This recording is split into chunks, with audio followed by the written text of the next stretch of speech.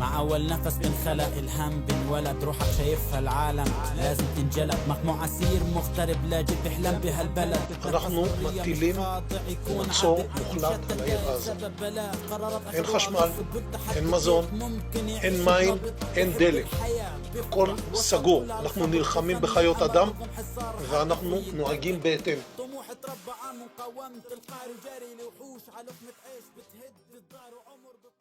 É isso, pessoal. O colonialismo é uma máquina de destruição, onde o colonizador, para justificar todas essas destruições, transforma o colonizado num bárbaro.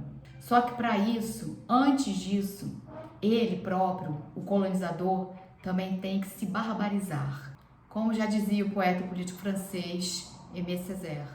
Olá, primeiro quero dar as boas-vindas para a nossa comunidade. Obrigada por vocês estarem aqui de novo. E para aqueles que não me conhecem, meu nome é Rita e esse canal tem como principal objetivo descolonizar as mentes, descolonizar o pensamento. Isso porque existem certos conceitos, ideias, valores que vêm sendo transmitidos há muitos séculos, mas que na verdade servem muito mais para manter os privilégios de determinados grupos do que servir às nossas próprias vidas. Então, se você gosta dessa proposta, junte-se a nós e dê força para o nosso canal. Então, pessoal, o mundo inteiro tem visto imagens de muita dor e de muito sofrimento, de muitas perdas, de muita morte, com o conflito entre Israel e Palestina. E como esse conflito tem uma raiz colonialista, eu quis vir falar aqui um pouco sobre isso com vocês. E para ter essa conversa, eu vou analisar um filme muito lindo, muito sensível, do diretor israelense Eran Hickless, eu não vou saber pronunciar o nome dele direito, com certeza, chamado Lemon Tree, o limoeiro. Esse filme está baseado numa história real e ele gira em torno da protagonista Salma Zidane, uma palestina que vive na Cisjordânia e que tem como única fonte de renda o seu pomar de limoeiros. Salma é viúva há muitos anos, vive sozinha, ela tem 2 filhos, a filha já está casada, mas vive distante dela, o filho imigrou para os Estados Unidos para tentar uma vida melhor, para conseguir dinheiro, inclusive para ajudá-la, ou seja, numa referência já que nos é bastante conhecida, né, sobre esse imaginário dos Estados Unidos como o país das oportunidades, para onde você imigra para conquistar uma vida melhor. Além disso, mostra também que esse imaginário existe entre os palestinos, assim como também existe entre os israelenses. Essa história se passa na fronteira entre Israel e Cisjordânia. O fato é que a vida de Salma vai virar de cabeça para baixo depois da chegada de um novo vizinho, que vai ser nada mais nada menos que o ministro da Defesa israelense. Ele vai morar numa casa em frente ao seu pomar, do lado, claro, de Israel. E essa convivência vai gerar um conflito entre vizinhos, que vai ser uma metáfora, na verdade, do conflito entre Israel e Palestina. E aí a gente vai ver como esse conflito se desenrola aqui nesse vídeo. Para isso, eu vou dividir essa análise em 2 partes. A primeira parte é o pomar de limoeiros e a relação com a natureza. E a segunda parte eu chamei de o muro como símbolo do colonialismo. Então vamos lá começar? Então, nessa primeira parte, o pomar de limoeiros e a relação com a natureza, eu quero chamar a atenção desse pomar como uma metáfora da relação dos palestinos com a própria terra, com a terra. Por outro lado, eu também quero destacar que a beleza desse filme acontece especialmente porque o diretor escolhe como olhar, como perspectiva, o olhar de duas mulheres, da palestina Salma e da israelense Mihar, que é no filme a esposa do ministro da Defesa e que vai estabelecer uma comunicação com essa palestina que não é verbal, mas que é puramente visual. E isso empresta uma beleza para o filme, porque esses olhares vão falar muito mais do que as palavras. Bem, essa relação dos palestinos com a própria terra vem de muitos séculos atrás, desde o ano 638 depois de Cristo, quando a velha Canaã, que depois será chamada de Palestina, estava ocupada pelos árabes muçulmanos, com uma reduzida minoria judaica que havia sobrevivido ao massacre do Império Romano. Mais adiante, conquistada pelos árabes, no contexto da expansão do islamismo, a Palestina vai passar a fazer parte do mundo árabe. Bem, até que a Palestina vai ser incorporada ao Império Otomano. A partir daí, ela vai passar por dois colonialismos. O primeiro vai ser o colonialismo britânico durante a Primeira Guerra Mundial. Vai ser durante esse colonialismo que a Grã-Bretanha vai apoiar o movimento sionista e promete entregar a Palestina para a construção do Estado judeu. E aqui vale a gente destacar também a consigna do movimento sionista: um povo sem terra para uma terra sem povo. E eu destaco por quê? Porque nessa época a Palestina era povoada. Ou seja, a escolha da Palestina já destrói essa consigna. Na verdade, durante o primeiro congresso do movimento sionista, os líderes judaicos pensaram num espaço, na terra despovoada. E entre elas estavam o Chipre, a Patagônia, o Congo. Mas no final optou-se pela Palestina, apesar de povoada, porque como parte da história bíblica, a Palestina remetia à velha Canaã, a terra prometida. E esse caráter sagrado em torno da Palestina iria afrouxar a resistência de muitos religiosos ortodoxos que não queriam se unir ao movimento sionista porque negavam realizar qualquer projeto político antes da volta do Messias. E realmente os sionistas estavam certos, eles conseguiram o apoio de muitos desses religiosos e levaram adiante o projeto de ocupação da Palestina.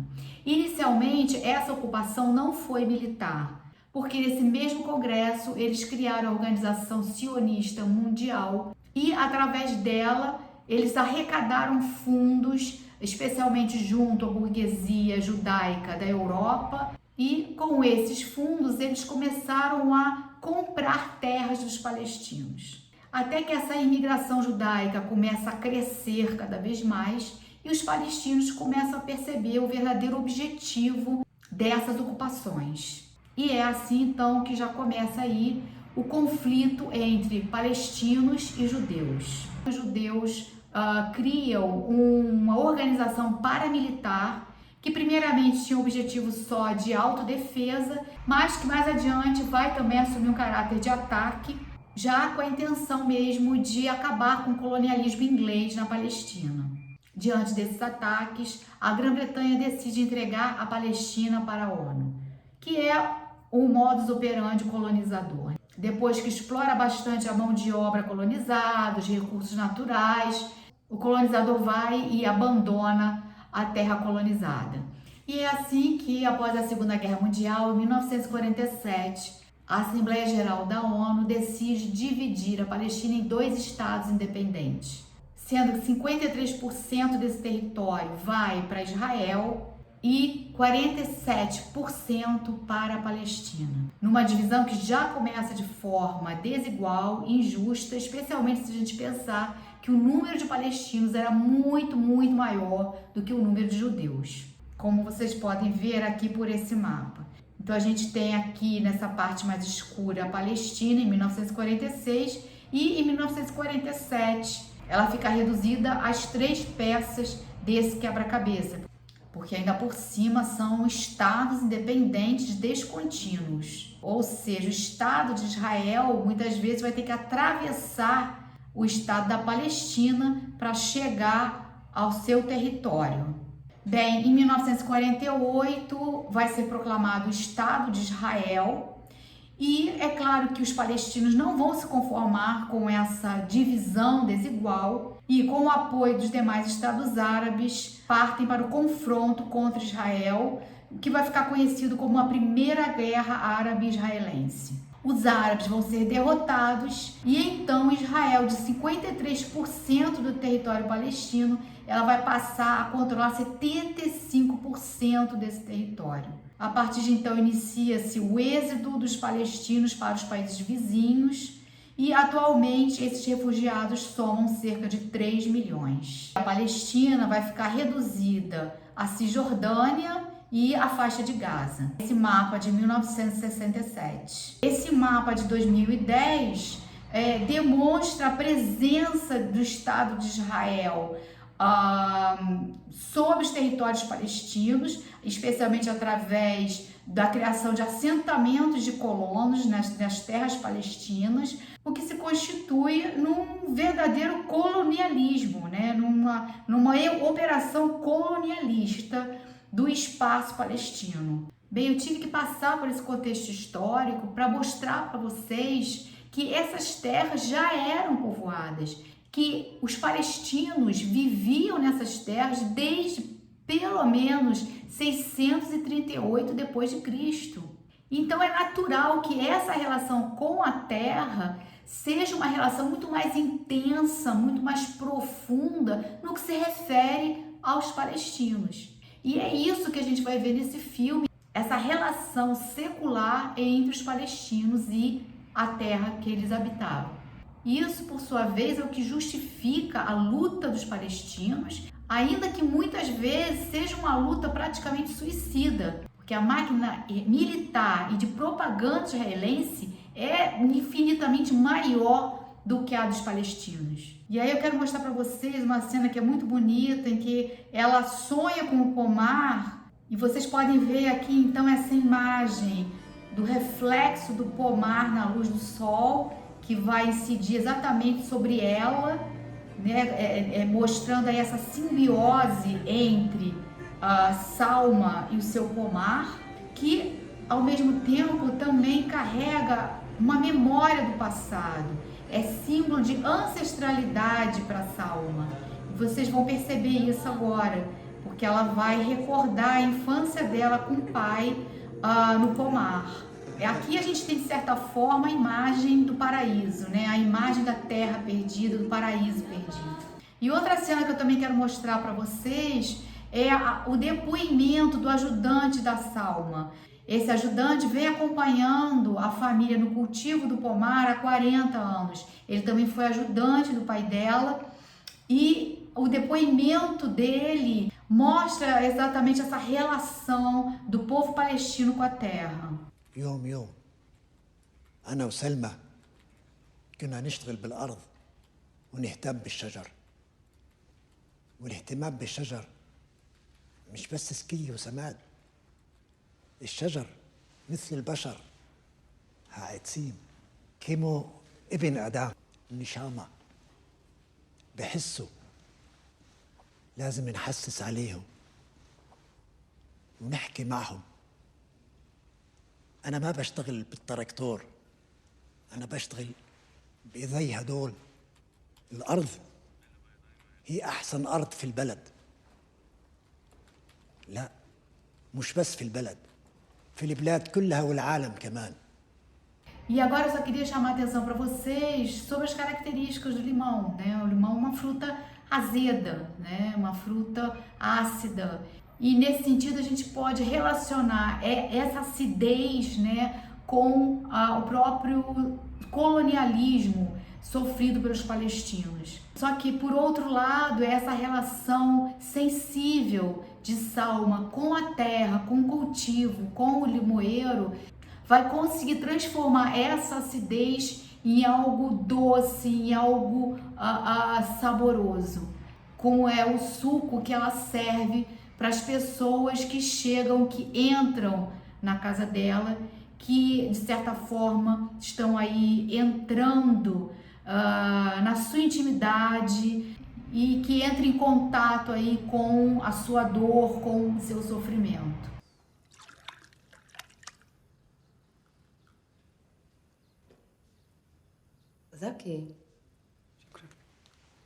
Bem, a história segue e essa relação entre vizinhos começa a se tornar cada vez mais conflituosa, especialmente quando a segurança do ministro israelense decide que o pomar da Salma pode ser uma ameaça, pode representar uma ameaça para a segurança do ministro.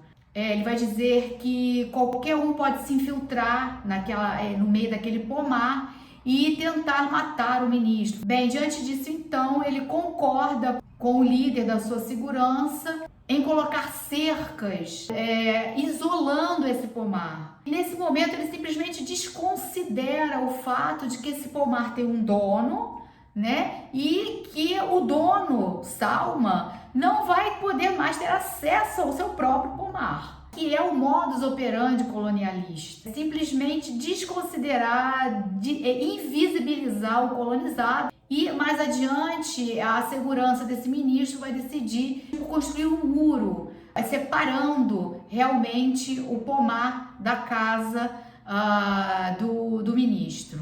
E eu não preciso dizer que isso é uma clara referência às ocupações dos israelenses em solo palestino, que aconteceram desde os inícios do movimento sionista e que continuam até hoje, até chegar ao mapa de 2010 que nós vimos aqui, né, com a Palestina praticamente desaparecida do seu próprio território. E é a partir dessa decisão de estabelecer cercas que a gente vai chegar à conclusão de que faz parte do colonialismo estabelecer muros, especialmente se a gente pensar na imagem da ponte como o estabelecimento de diálogos, né, de acesso ao outro, de consideração pela alteridade. Então, na empresa colonialista não existem pontes, existem muros. E esses muros vão acontecer em diferentes áreas e de diferentes níveis.